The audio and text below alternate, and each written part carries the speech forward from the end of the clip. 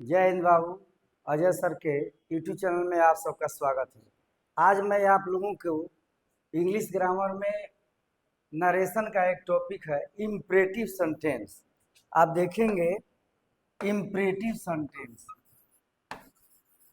Imperative sentence.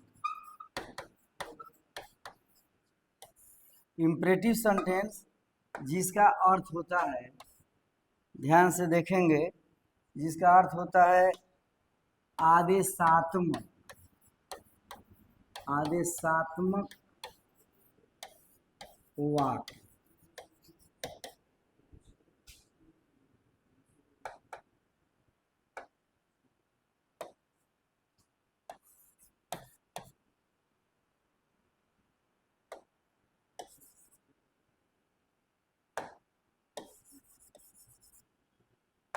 यदि वाक्य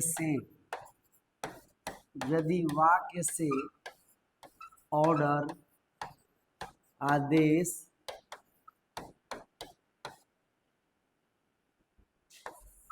suggestion, परामर्श तथा रिक्वेस्ट का बोध हो, उसे इम्परेटिव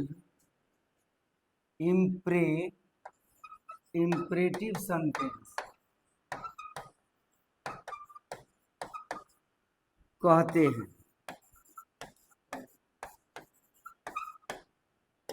यह ऐसा सेंटेंस है जिसको डायरेक्ट से इनडायरेक्ट बदलने में निम्नलिखित प्रकार के बिंदुओं पर आपको ध्यान देना पड़ता है।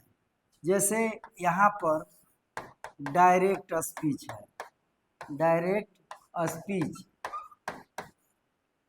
यहाँ पर इनडायरेक्ट स्पीच।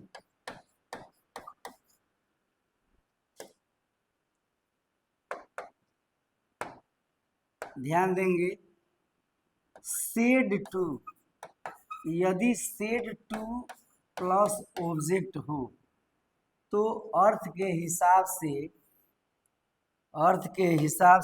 यहाँ पर आप सजेस्ट, ऑर्डर या रिक्वेस्ट लिखा जाता है। इन्वर्टेड कॉमास है। इसके बदले में इम्परेटिव सेंटेंस में टू का प्रयोग करते हैं। इम्परेटिव सेंटेंस में टू का प्रयोग किया जाता है। शेष शब्दों को ज्यों का त्यों रख देते हैं।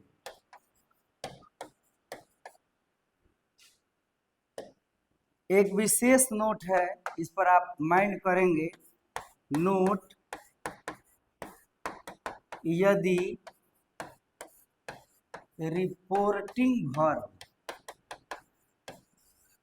रिपोर्टिंग वर्ब का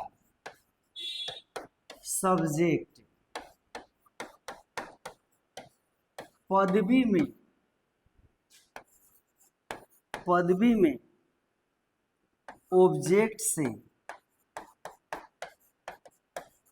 बड़ा हो तो वहाँ suggested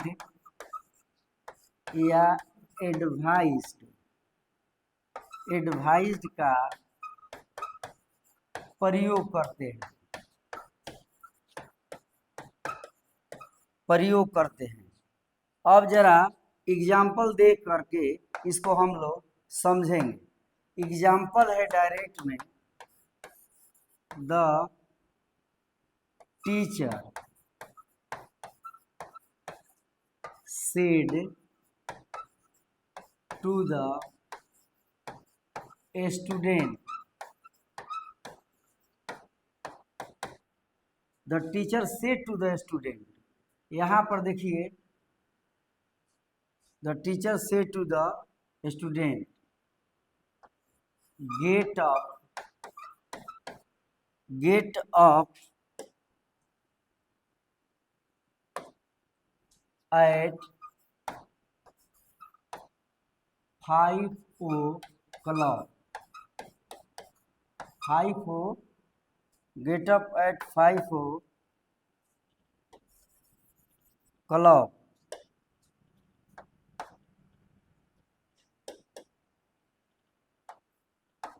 5 o'clock, inverted coma bond.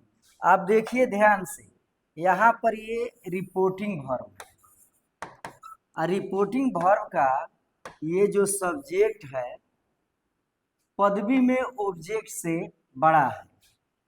The teacher से टू द स्टूडेंट, शिक्षक ने विद्यार्थी से कहा, गेट अप एट 5 o'clock, 5 बजे जगो। और आपको एक चीज और बता दिया जाए कि इंपरेटिव सेंटेंस में जो रिपोर्टेड स्पीच होता है वो मेन वर्ब से शुरू होता है, main verb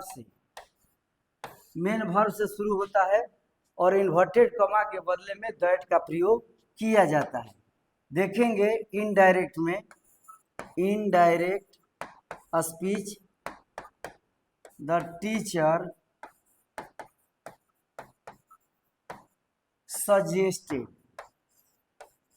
suggested the student, यहाँ से टू के बदले में सजेस्टेड लिखा गया। अब आपको इन्वर्टेड कोमा की बात करनी है, तो इंपरेटिव सेंटेंस में इन्वर्टेड कोमा हटा करके टू का प्रयोग किया जाता है।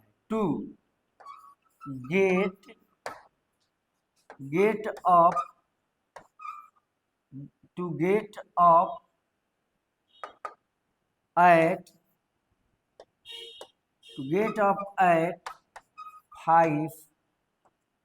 5 o'clock, 5 o'clock।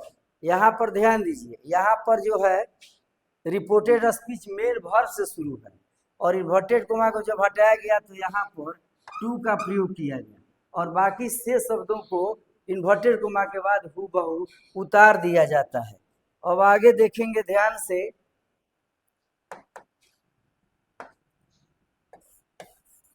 the owner said to his servant, comma inverted, bring a glass of water। ध्यान देना, शिक्षक ने अपने मालिक ने अपने नौकर से कहा, एक गिलास पानी लाओ। तो ध्यान दीजिए, मालिक नौकर को आदेश देता है, तो ऐसी परिस्थिति में यहाँ पर सेड के जगह पर ऑर्डर का प्रयोग किया जाए। The owner ordered his servant,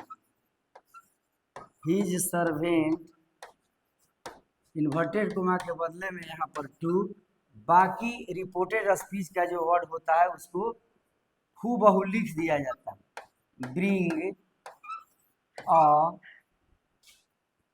glass of water, bring a glass of water. आगे आप देखेंगे एक और example,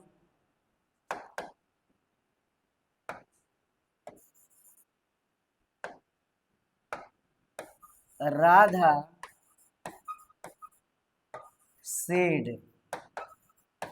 said to the teacher,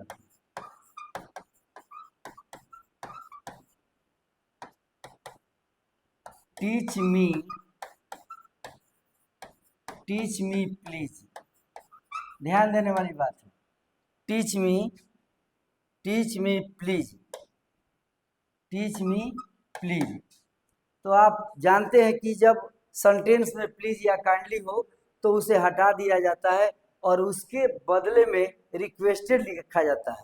तो यहाँ एक चीज और ध्यान देना है कि यदि रिपोर्टिंग वर्ब का सब्जेक्ट ऑब्जेक्ट से पदवी में छोटा हो, तो पदवी में जो छोटा होता है वो बड़े लोगों से रिक्वेस्ट करता है। ऐसी परिस्थिति में इस पर आप विशेष फोकस करेंगे कि पदवी में जो छोटा होता है बड़े लोगों से रिक्वेस्ट करता है।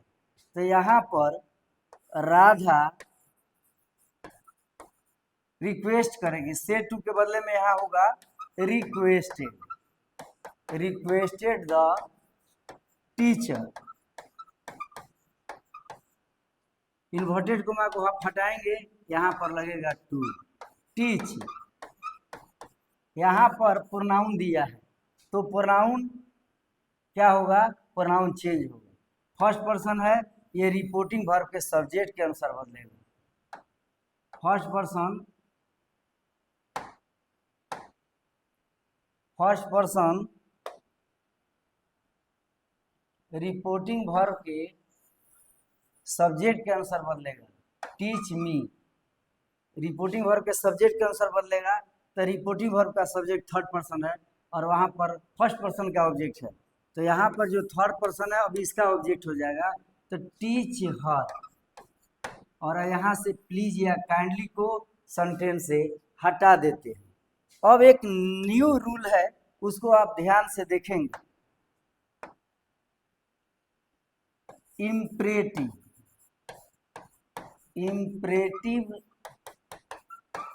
सेंटेंस जब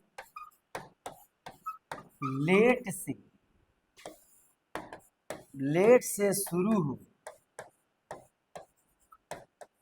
तो इनडायरेक्ट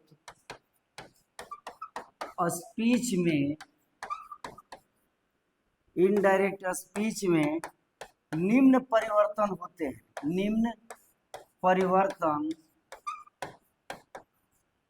होते हैं। क्या परिवर्तन होता है, उस परिवर्तन को हम लोग यहाँ पर देखेंगे। परिवर्तन क्या हो रहा है, यहाँ पर लेट से यदि शुरू होता रूल सेड टू के बदले सजेस्टेड लिखते हैं। सेड टू के बदले में सजेस्टेड। दूसरा नियम इन्वर्टेड कोमा के बदले दैट का प्रयोग, दैट लिखते हैं।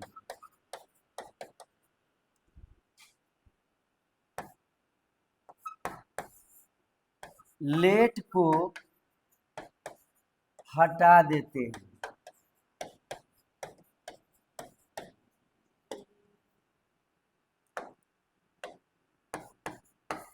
लेट के बाद आए ऑब्जेक्ट को सब्जेक्ट बनाते हैं, यानी सब्जेक्ट में बदल देते हैं। अब यहाँ देखिए, सब्जेक्ट के बाद प्लस शुड जोड़ा जाता है और प्लस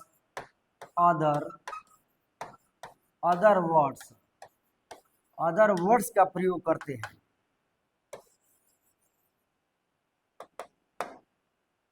अदर वर्ड्स नियम को आपने भली भांति देखा।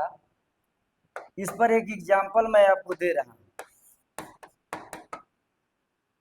Radha said to me, let us dance together. अब ध्यान देने वाली बात है, लेट अस डांस टुगेदर। यहाँ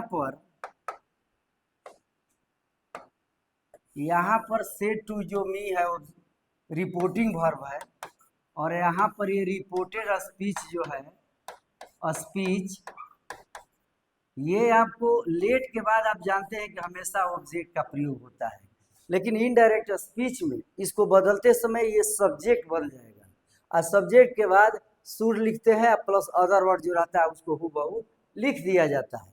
तो आप ध्यान दीजिए, लेट से यदि वाक्य शुरू होता है तो से टू के बदला में हम सजेस्टेड का प्रयोग करते हैं। यहाँ पर ध्यान देना है, तो राधा सजेस्टेड मी। अब यहाँ इम्परेटिव सेंटेंस में पहले टू लग रहा था, लेकिन जब वाक्य लेट से शुरू होता है तो इन्वर्टेड कॉमा के बदले में यहाँ पर दैट का प्रयोग करते हैं, दैट। यहाँ पर ऑब्जेक्ट है अस, अब अस का सब्जेक्ट होता है वी, नियम के हिसाब से शुड, और से शब्दों को ज्यों का त्यों हम उतार देते हैं, that we should dance together. उसी तरह से एक और एग्जाम्पल इस पर देखते हैं हम लोग।